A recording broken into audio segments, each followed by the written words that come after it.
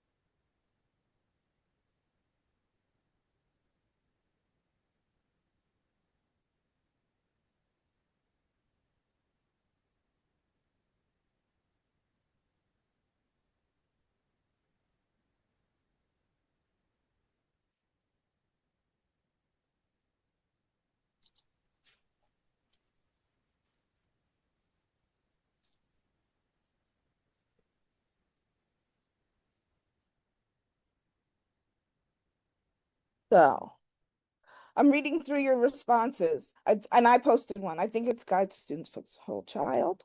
Okay. Social emotional learning. I'm seeing community. I'm seeing, forgive my pronunciation. Kai Ka I A Lu. Kayalu, maybe? Kaya Ulu community. Kaya Ulu. Thank you. Kaya Ulu. Active change makers, okay? And giving back to the community. Okay, I can accept all of these responses. These are lovely ideas and things these things don't seem so hard. I don't see anything here that's like, so how are we just doing this already? You don't have to write, you could talk. Do you know what I mean? The things that we wrote are not groundbreaking ideas about what education and science education are going to be doing. So why are we here? How come this is different? And I want to suggest that we are all here collectively because what we're talking about is something different. Thoughts?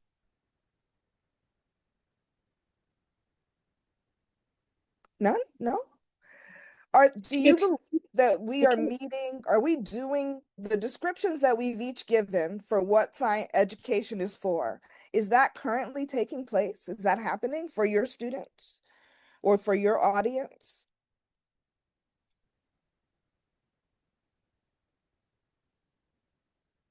So what I would say, let me jump in here, and I would say, yeah, I had a goal that my students would appreciate science. I don't need you to love it or hate it. I just want you to sort of appreciate it, that it's here, and that sometimes it's magical. What's bad about a rainbow? What's bad about a flowing river? Like there's some things about it that are just like, oh, that's awe-inspiring. That's just nice. It's nice. It's good. And then I also wanted them to understand the science that was in their daily lives. Can you go to the grocery store and make a balanced meal? Can you go to the doctor with grandma and help her understand what the doctor is asking her to do or not to do? Can you Are you aware of what's going on in your community with pollution or the bus depot that they're moving in? Do you know why people are upset about that? And then do you have an opinion? So I wasn't looking to make scientists, like often it's like, we're going to create the next generation. I was really looking to get kids excited about how science was something in their lives. And then to grab onto whichever part of that might, rock your boat. Maybe it's rocks, maybe it's chemicals, maybe it's the environment. Maybe you just like to draw plants. I don't want to study them. I don't want to know what they're called. I just like painting them. That's a relationship, and that's okay. So, what aren't we doing? We're still are we getting to teach the way that we truly want to? Is sense of place centered in the way we approach our science? And even if we've made that decision, is that the decision that our systems have made around us? Is that how our students and even us, is that how we're assessed? Thoughts? No I had thought. to teach Oh, to an end of course exam on biology that is about topics that are intangible and hard to relate to a sense of place. Not impossible, but requires a lot more than 1 or 2 prep days for the entire year. thank you. Thank you, Irene. You could raise hands or thumbs up, even like those that I agree with Irene's thought.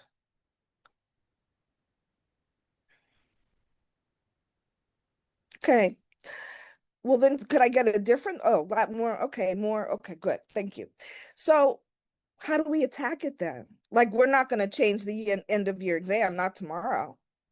I mean, you can go back and you know what I mean? Like, you're not going to change that probably even this year. I'm not saying you can't change it, but what can you change right now? Think about your network. STEMS² is grounded in the idea that we never do this work alone. And even though when you go in your classroom and you close your door, there is something very comforting sometimes about, this is my space. All these other pressures and things are coming and going, but I can get in here with my kids and we can be in here together in community, and I have some magnitude of control over this. And so maybe that's where you begin. And maybe it's one daily practice. Maybe it's a science thinker starter. Maybe it's one thing that starts to ground what you are doing with your students to their lives in a way that connects to sense of place. Maybe it's planning one big day at your school. Maybe you have already, and a day you already have. Like maybe you have a field day, right? You go out and you play games, and the classes might compete against one another. So maybe there can be a station in that activity that is focused on sustainability or the environment, or you don't have to always fight to find your space. Think about the spaces that are already in your community where you might be able to, like, can I have a booth? Can we, or there's somebody there who you're like, hey, you're already doing X. Could we swing this piece into it? I want you to think about not going about it all alone. Like, yes, take those small steps, change your worksheet, change the flow of the agenda in your classroom to add the 3-minute think and talk about something. Yes, but also think about the community that you have, and you have one. We're really quick because teaching is so isolating to feel like there's nowhere to go. Like, I want to do better, but but you eat lunch with people and you might not believe in, like, they might not be your twin in terms of your educational philosophy, but sometimes you got a cousin, sometimes there's a sibling, sometimes there's a distant ancestor on your grade, on your team, who there is something that you all share in common, and there is somewhere to begin to build. Hey, T, could everybody think about their current network and just put in the chat one person, one resource that you think you might be able to connect with to do something super teeny, or maybe you're redesigning the whole curriculum, I don't know, but identify just one person in that community that you have that you swear you don't have. I know it's a secret community.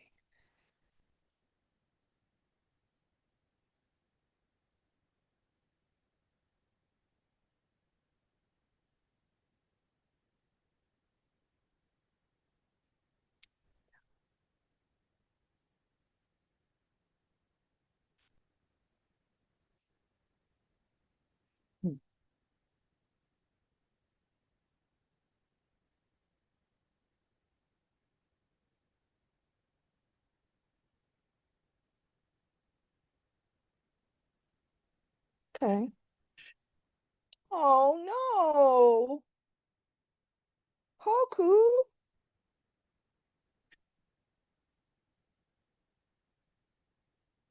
Oh, you have a school mom. How sweet is that? That's so nice. And Hoku, I'm determined to believe that there's somebody there somewhere. You have me, you have Tara. Please don't call Tara. She would be so upset with me. Oku can call Tara. Okay, I probably good. owe Oku a call. Um, okay, so I was asking you to identify just one person, one place that you could begin, right? And I think another aspect of this is thinking about giving yourself a little bit of grace. Sometimes you also come to a conference like this because Tara does such a lovely, well, not just Tara, because she's not all of it at all. But the ladies on the team right now, I think it's all ladies, do such a lovely job. And Alpaki in the space right here. I'm so sorry. Oh, Alapaki, that's shameful. We have a spell. Bad error. So Sorry. the folks that put this together for you are looking for great examples. We believe in the STEM framework, so we're constantly, like, when we run into somebody we haven't seen, or there's a student who's trying something new, we are taking note and grabbing up those examples for this 3 days to put together something where you can talk to, experience, and be involved with stuff that we see happening, that we believe, like, yes, this is the thing. This is the thing in real life. Here it is. Are there any, but they started where you are sitting right now with, like, I would like to make, and I want to consider some changes. It didn't start out like, I don't, if you guys have gone to the gardening program over at the middle, like, it didn't start with a whole garden and a whole theme, but now they've got a theme every year. It didn't start with the community bringing them more planter parts, the people next door that make the caskets, oddly enough, the thing that it comes in these weird flatbed sort of, those wooden racks that come on for, like, at Costco for the loads. So they gave them those and they repurposed them to make planters. That wasn't a concept at the beginning. That came out of let's get started and let's just talk to the people around us and let them know what we're doing around here. And then the people were like, well, we throw out all this wood stuff all the time. Can you use that? Is that helpful? So they built them planters with the stuff that they would have thrown away. Okay, I want to address, I feel like I'm doing all the talking. How come you guys aren't talking?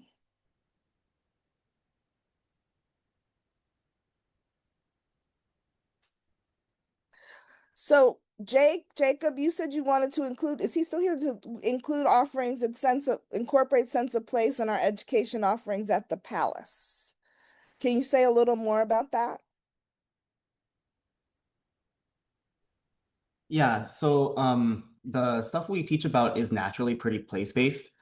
So we talk about places a lot, but it seems like it's difficult to get the kids to really care about it, or like we teach a lot of history, right? So the history part comes across and that's what they focus on and retain. But like I would really like them to come away with a sense of Ooh, I'm so sorry.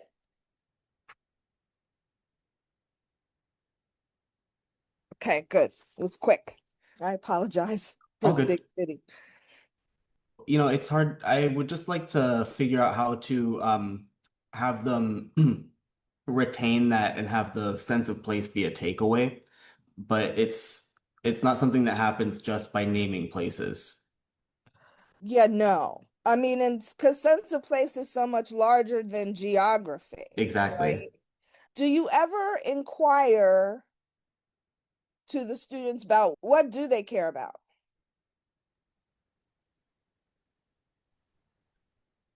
Not as part of our programming. Right now there isn't a lot of setup for like open discussion. It's something we want to have more of incorporated in the regular programming, but it's not something we have right now. When they come into your space, is there any opportunity for them to record and or acknowledge just sort of general first impressions?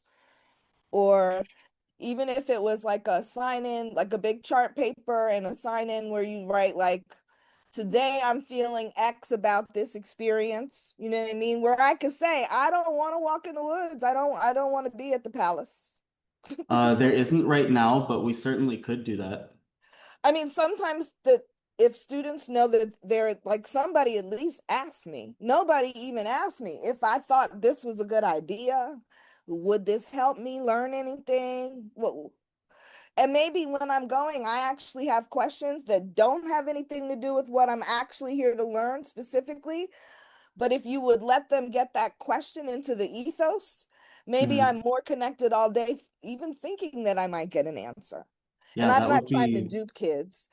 Perhaps it's a, leave your post-it and we'll get back to you. But I think often we think things are going to be interesting, so we just proceed as if. Never actually ask them, is it? And it's okay for them to say no. Then you have to be able to give some reason why, well, we're going to do it anyway, but I'm going to look for an opportunity to actually do something that you do care about.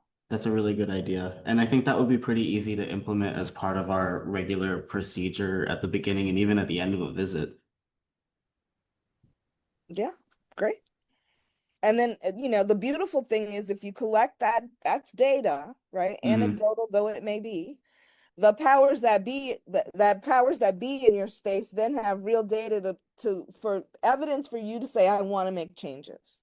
Hmm. I want to, we want to try some other new things. And these things do not have to take a lot of time. So you don't have the argument that somehow you're displacing the current curriculum. Hmm. We're just creating opportunities for kids to actually be able to connect to it better.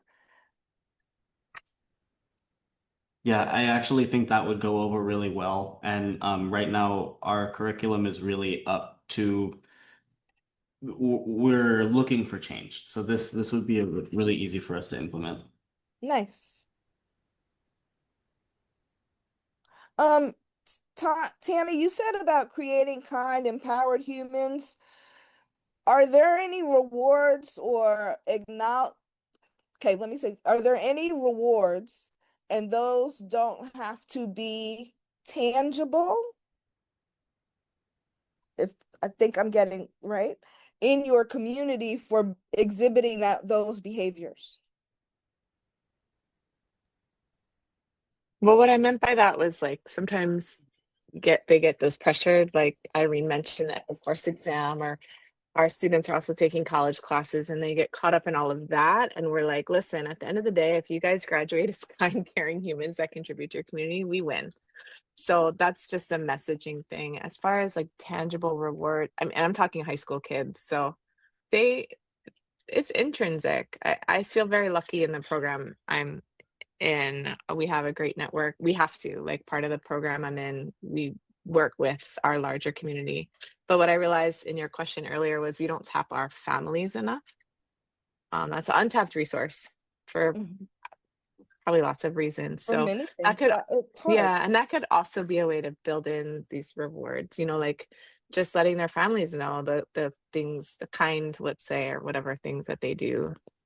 So I think there's the intrinsic things. Even like I don't know, Kindness Fridays. Every table has to submit a post-it for someone at the table. We're going to acknowledge that. Well, Jeffrey was really helpful when I didn't understand, when the group was fighting because we couldn't decide. Susan helped me with my homework and she didn't give me a hard time because I was messing around, whatever it is.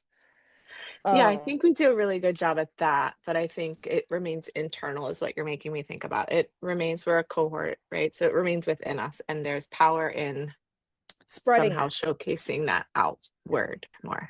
Yeah. And you might ask the kids about it. What are some ways that you exhibit? Like, I see you guys doing all these things here at school.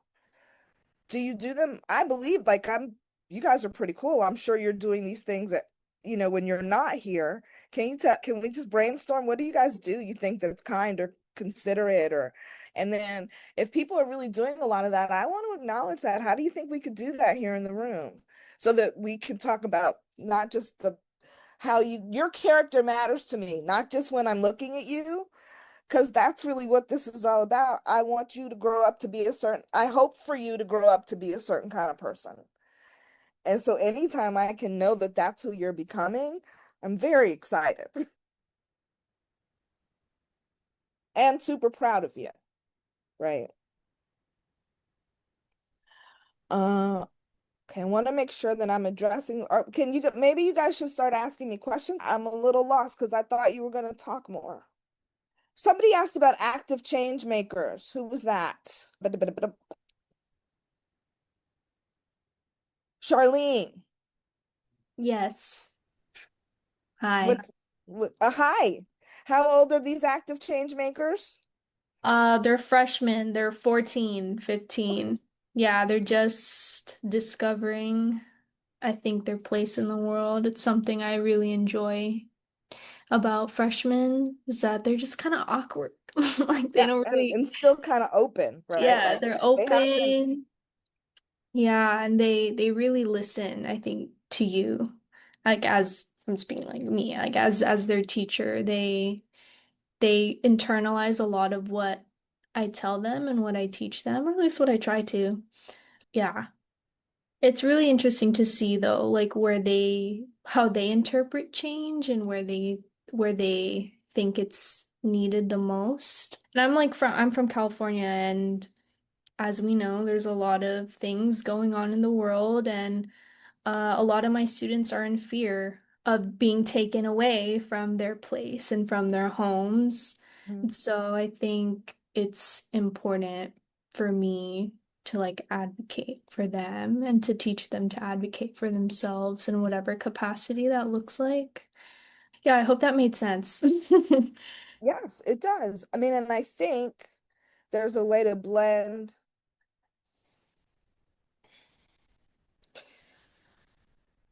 this idea of advocacy and agency along with, I mean, there are natural places for it in the curriculum, but I think there's always the question, right? Why does this matter to you? And if it doesn't matter to you, what aspect of this connects to something that does matter to you? Because often it does. Like sometimes the connections are a little tenuous. to be fair, but often it's just connections that are deeper than kids can naturally see, given some of the science knowledge they currently have. And if they knew more science, they'd see more connections, but they don't know it yet. Thank you. Yeah, I think just remember that advocacy also has a continuum, and that the change that the students are, it's really important to let them identify the changes that they would like to see, to, you know, to elicit from them what are the needed changes.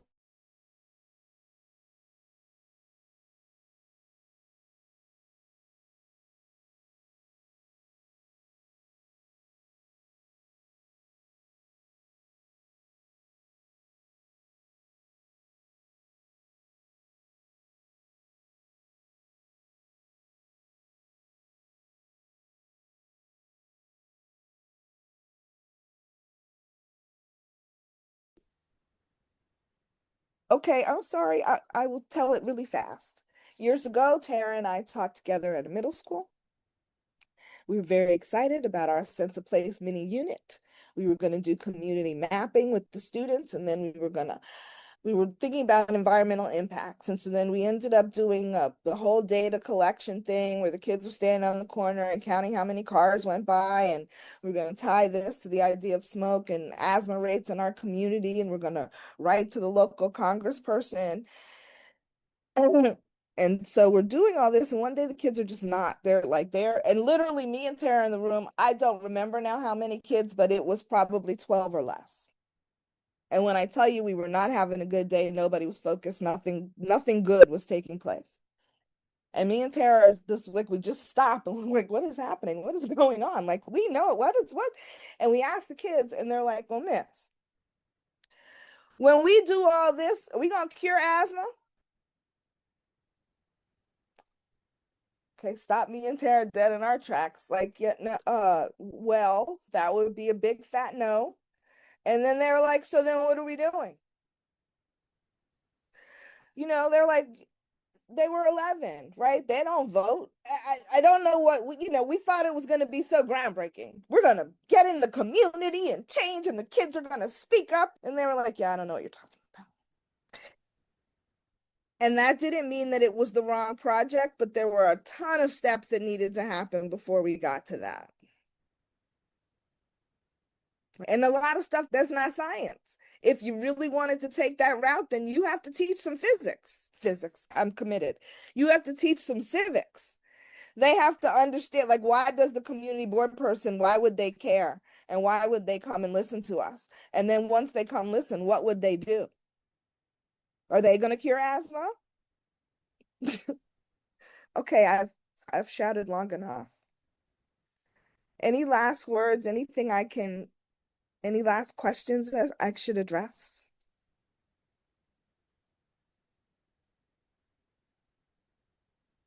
Okay. Thank you all for coming. I hope it was worthwhile. Have a great rest of your day and conference. It's the first year I'm not there in 3 years, so I'm a little sad. But you all represent. I know we miss you, Renata. I Miss know. seeing you. It was crazy. We're gonna get it right next year. I'll be back. Okay. But mahalo nui for sharing all with this dialogue and everybody else. Thank you, Alapaki. You're welcome. Thank you. Thank you very much. Bye, guys. Okay. Aloha.